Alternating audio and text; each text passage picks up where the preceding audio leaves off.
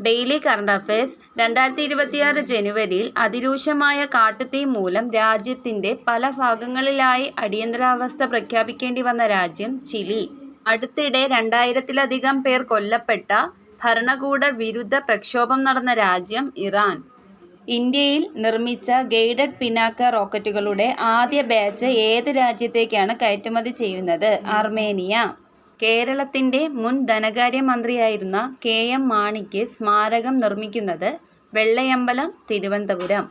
ഹിന്ദി ഇതര ഭാഷകളിലെ മികച്ച കൃതികൾക്ക് ദേശീയ തലത്തിൽ സാഹിത്യ പുരസ്കാരം ഏർപ്പെടുത്തിയ സംസ്ഥാനം തമിഴ്നാട്.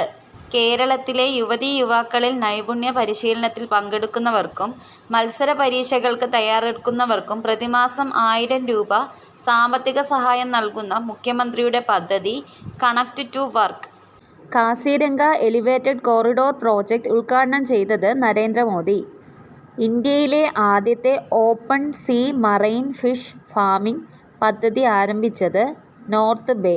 2026 റിപ്പബ്ലിക് ദിന പരേഡിന്റെ പ്രമേയം വന്ദേമാതരത്തിന്റെ 150 വർഷങ്ങൾ.